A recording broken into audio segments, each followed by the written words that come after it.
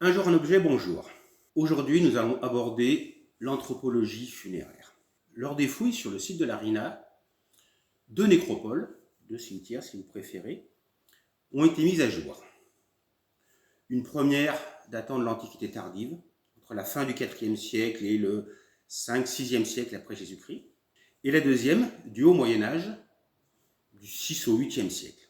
L'étude de ces sépultures, soit des pleines terres, soit des coffres de lauze, ont été très riches d'enseignements, soit à travers les objets trouvés dedans, nous allons l'aborder dans une nouvelle vidéo, soit à travers l'étude des dépouilles et l'étude des ossements. C'est ce que nous allons aborder aujourd'hui. La nécropole de l'Antiquité tardive, dite nécropole de la Motte, 123 sépultures ont été étudiées. Il y en avait sûrement beaucoup plus, mais des carrières en ont supprimé une grande partie. La nécropole du Mollard du Haut Moyen-Âge, à peu près 370-380 individus ont été étudiés. Quand on étudie les dépouilles, on étudie des ossements, des crânes, des fémurs. Avec la taille du fémur, avec un ratio un peu compliqué, on arrive à définir la stature de l'individu, sa taille. Là, déjà, nous avons un renseignement assez intéressant. Sur la Motte, par exemple, pour les hommes masculins, on a une taille moyenne de 1,69 m contre 1,70 m à la nécropole du Mollard.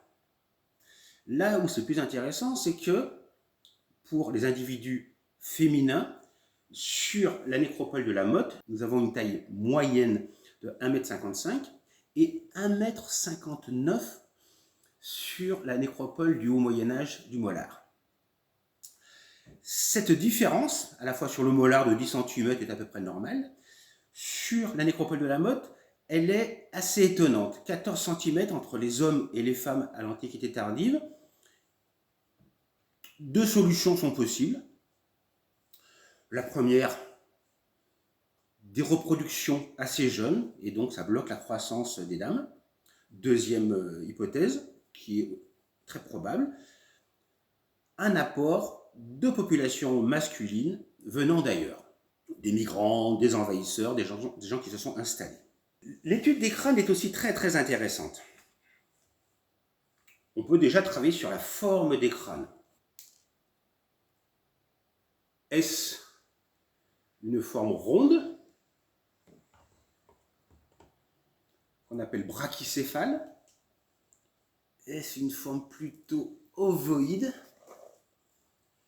dolichocéphale? Ces deux formes nous donnent des renseignements sur l'état sanitaire. Souvent, les populations dolichocéphales présentent des signes d'endogamie.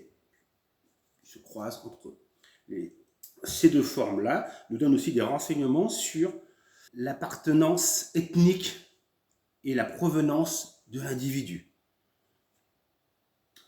Les populations africaines sont plutôt dolichocéphales, des populations du Nord sont plutôt brachycéphales. Donc, on peut arriver avec beaucoup de difficultés, beaucoup de bémols, à travailler sur la provenance de l'individu.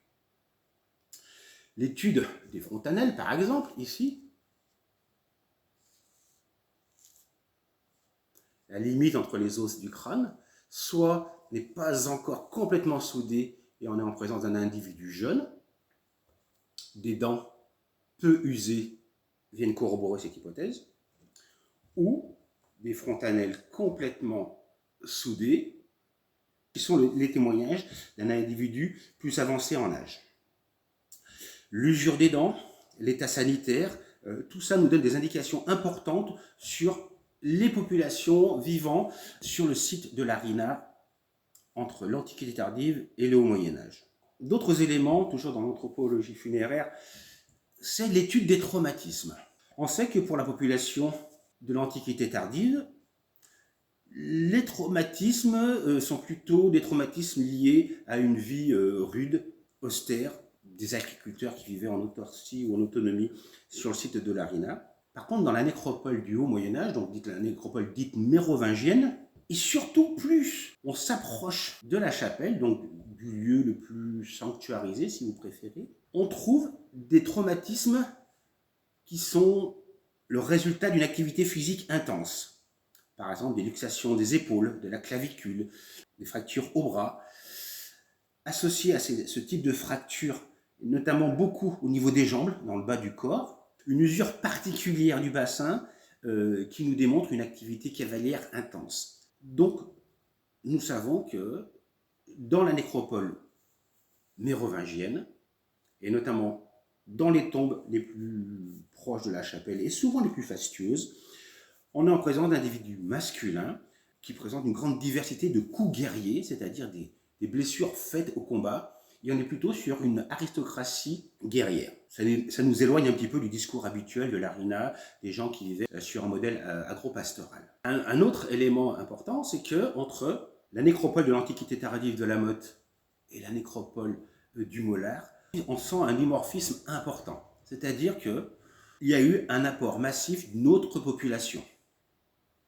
Est-ce que c'est des Francs qui se sont installés à partir du VIe siècle? C'est fort probable. Avec l'anthropologie funéraire, on arrive à aborder les différentes populations qui se sont installées sur le site et surtout quel est l'apport de ces populations migrantes sur des populations autochtones.